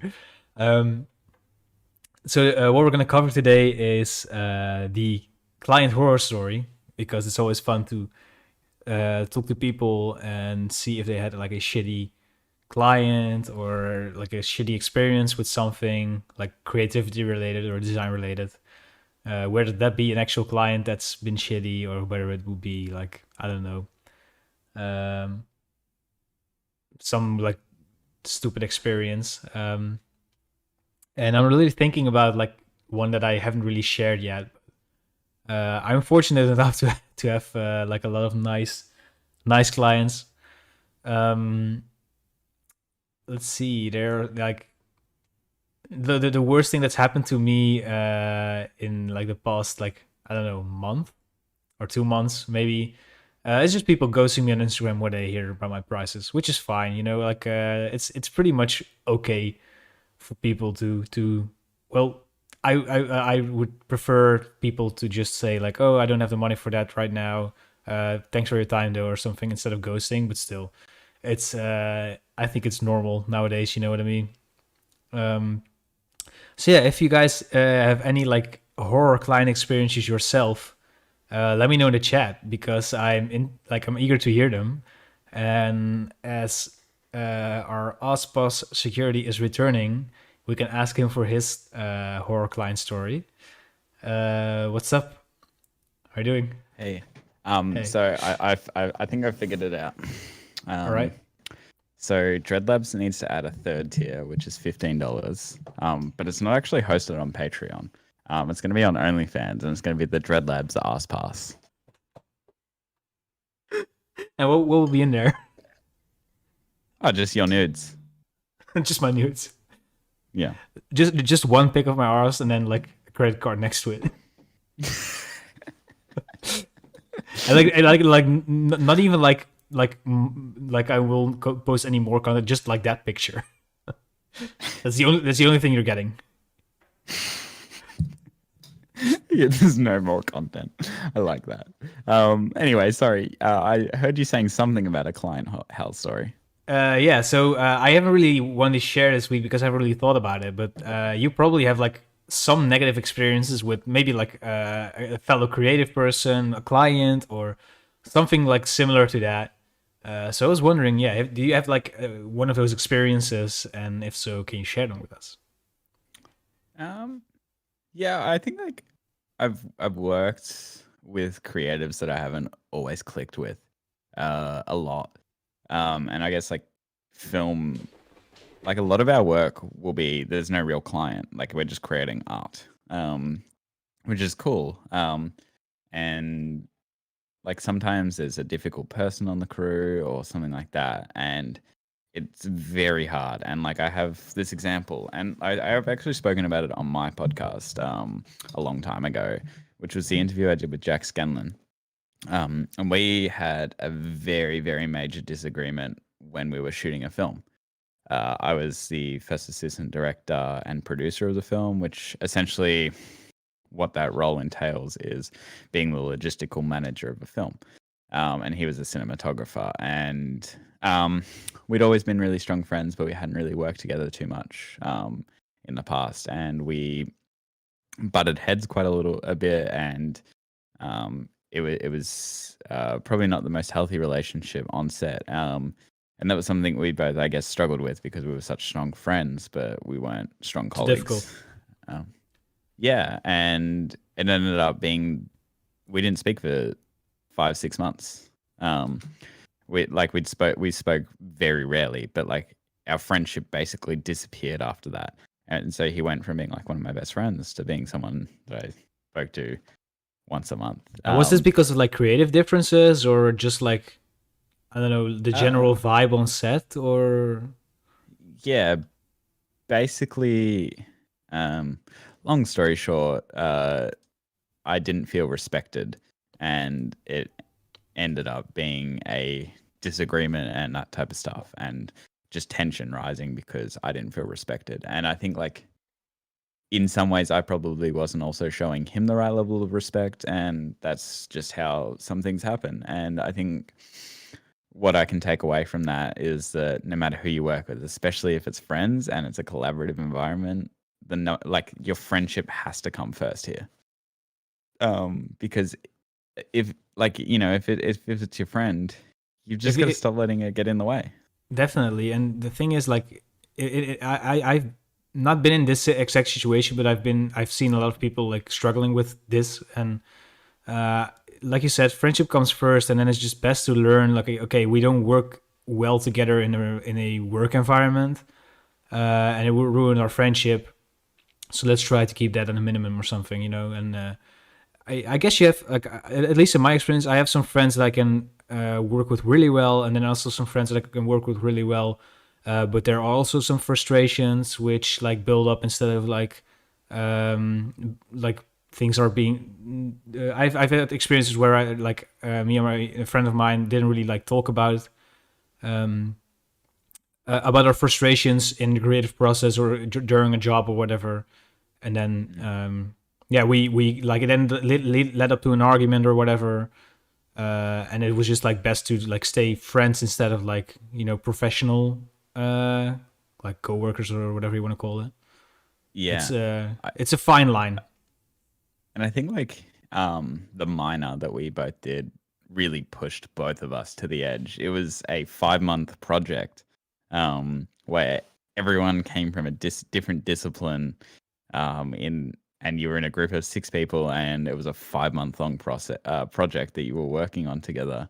And there was communication barriers because not everyone spoke perfect English, and everyone had different ideas of how English actually works, not only in design, and then based off your country, you're more conservative or liberal or whatever with how your design process actually works. And it just became like this really weird thing where it pushed us to the edge because you're working with the same people 5 days a week, Mm-hmm. 9 hours for 5 months straight. And I think that was insane because also our clients, you got very lucky in the sense that your clients were like super chill, but they were also just like kind of whack, weren't they? So yeah, the clients were really chill, but they were also Very, like not very willing hesitant for you to. to actually make the project, right? Yeah, they liked the project, but they didn't want to like go to the full process of testing it out so that we could also pass on our degree. So there were also like some different, some like yeah, differences there. Like the client actually wanted to work with us, but we were also like forced to do stuff to do with a minor in order to get our degree. Jack is waving at you, Gabby. The delay is so extreme. She probably walked in like 20 minutes ago. Anyways, so yeah, that's it's a little bit hard to do that, and especially when you're working for a client from in order to get like a mark, you know, for school instead of like doing something for money or whatever. Yeah, like because did we say the name of the client that you worked for? No, but I don't want to disclose that. No, that's cool. Yeah, I was just worried about disclosing it when you Yeah. hadn't said it. No, so yeah, that client, like you could have probably easily worked and done that project with them outside of with your talents and stuff, and you could have done that as a non-minor project. And if they had have pulled out in the way that they did, um, at the actual project of for just a project where they're a client, it's like, oh, who gives a fuck? They've already like, paid me part of the sum and Yeah. now they don't want to do it. Who cares? Like, time to move Yeah. on to the next project. But because this is a school thing, it's like, oh, I need to do this project to Yeah. graduate. So what the fuck am I gonna do now? Yeah, definitely. And also the thing was that they were actually like not even willing to drop out if we did it the way that they actually wanted it to instead of like the school way. Mm. So yeah, that was it was like a weird experience, but we were lucky enough to have like a really close and good project group. Like there were a lot of groups in our class where they had it a little bit more rough, or where the communication between each other like went way worse than in our group. So we were fortunate enough to have like a really nice project group with very hardworking people. Two of which are actually doing work for, well, one is actually already doing stuff for Dreadlabs clothing right now. Rick, shout out to him. And Oh, is Rick doing Dreadlabs clothing stuff? yep, he's doing it for school as well. Like he's just helping Oh, me out. legit? Yeah. I didn't know this. Oh yeah, he is. Yes, and he has like a couple of social media Cool. goals for us to reach, and he actually does the content, like the social media content. No for it. shit. Yeah. And Cos, a mutual friend of ours, because we all have been in the same minor class, he also worked on me on that project, and he is starting on his graduation project in a few months, and then he's doing that for Dreadlabs and starting up the label for all of you musicians listening. It's so hard for me to say. For all of you musicians. And one day I will work for Dreadlabs when Yeah. you have the budget. So can I just not send you can I just send you a vaccine and then you can come over? Is it not an option? Well, weirdly enough, a friend of mine, his girlfriend, who I'm also friends with, she's moving to Italy to study, and she got her vaccine last week. Bro, So I you guess should if you have totally international like opportunities, migrate to the Netherlands and like start living here. I'm comfortable with the 0 COVID cases we have here at the moment. I'm comfortable with I don't know how many. I don't know how many there are in the Netherlands. I lost like I don't even listen to the news anymore. You know. Yeah. But like a lot of the like risk group here is actually already vaccinated. Look who's in the chat. Can you see it? Hello, Garvey. My girlfriend's actually not in the podcast this time, but she's in the chat this time. So I have one more question for the people in the chat before we. I don't know. Maybe I'm not sure if we want to wrap it up, but I have a question for the people in the chat listening now. If you want to listen to Jackson more on the podcast, I'm actually like hesitant to make him a co-host of the podcast because I feel like we have a really good chemistry together, talking together. And I thought it might be just really fun to have him on the show as a regular guest. So people in the chat, let me know if you agree with me.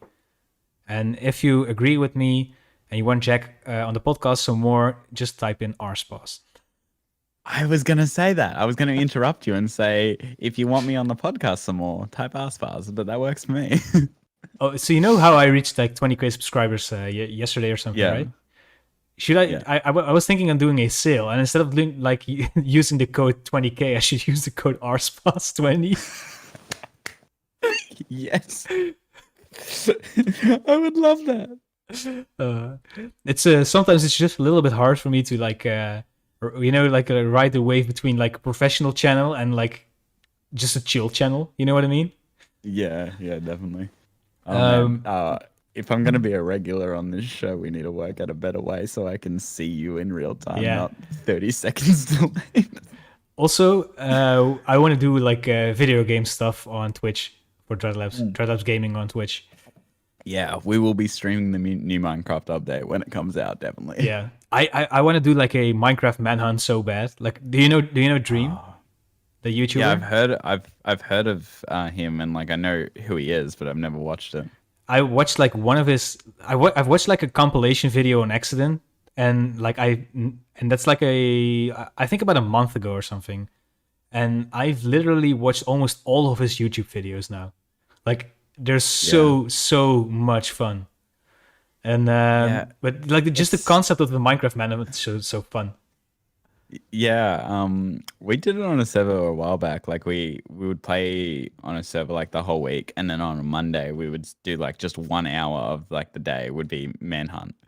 And so like we would shuffle who got drawn for like the manhunt. We only did it for like 1 or 2 weeks. Oh man, Which well, like I would have loved to have continued it, but yeah, it was so much fun. Do you actually like I'm We should make that a Patreon tier. You get access to the Minecraft server. that's also like a pretty cool thing about him, like about Dream. He actually is like a developer, so he knows like how to code, and he does like a lot of like Minecraft mods himself, like he codes them or whatever. And he has like a Patreon tier where you can just get all of his mods. So that it also even makes sense as like from a creative perspective too. You know, you're not Yeah. just like paying because you like the YouTuber, but you're also getting like something in return. So it's pretty cool. Yeah. There's some like really weird Patreons. Like I really like this one guy. He just makes like headphone videos and also like iPod mod videos. And like I'm not really interested in either of those things, but the way he makes his content is awesome. He's called Dank Pods on YouTube. And he has a $1 Patreon tier. So you pay $1 a month and you get an extra video every week. Oh wow, that's so a lot for your money actually. yeah. And like he says at the end of like every video is like it's a $1 a month, and also if you don't want to keep you like you have my permission to subscribe for 1 month, pay $1, watch all of the videos, and then Oh yeah. unsubscribe. Like I don't care. And he's got like I think it was like he also has like a $10 and a $15 tier, which is it's like it literally just says it this does the same thing as the previous tier, but it supports me a little bit more, or whatever. And he like does that, and he's got like 24,000 patrons. So like if you add up like those different if you add up those different tiers, like, 24,000 Patreons. yeah, so he's making like 30 Australian after Patreon cap a month. Holy crap, that's a lot. Like I'm already like my mind's already blown because I'm like approaching 80 Patreons. Yeah, right. But yeah, the same goes for me actually. Like if you just become a patron on my channel, you can also get just like a lot of people do that actually. Like they download like all of the project files on my Patreon, like and they're like I don't know maybe 30, 40 right now, and they just download all of them and just cancel the subscription immediately. And I'm like, oh, I'm fine with that. Like if it's just like that, what you whatever, man. Yeah, it's I made a quick buck of that, and you got like your project files or whatever, and then we will be on our merry way. I mean, it's cool as well because like, you know, they did that once and like they'll probably do it again, like, you know, 6 months from now when there's like 6 more asset packs that they can get. Yeah, that's that that's the cool thing, yeah. Like it doesn't you can always come back later if you want to. You don't even need to subscribe every month, but you know? Yeah. Anyway, I think we've got some significant ass passes. Someone said Jack Definitely. supremacy, which I'm a little uncomfortable using the word supremacy, but yeah, we'll ass pass. Definitely. If Dreadlabs hits 100 Patreons, I will show my ass on stream. On his own stream, not on the Dreadlabs stream. I am in no way associated with this man. At least, except that I'm forced to do more like podcast episodes with him now. All right. Well, I think we should probably call it then. Thanks everyone for joining us. It was so great to co-host this week. I loved it. It was really fun. So yeah, guys, I want to thank you for watching. Like we already discussed for a few like brief moments in this video.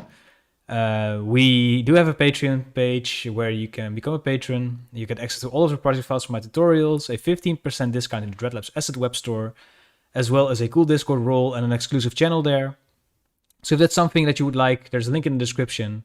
If you want to follow Jack, there's also a link in the description to his Instagram and to his podcast on Spotify. I've been a guest on his show as well. It's called The Worst Person I Know. Spoiler, it's him.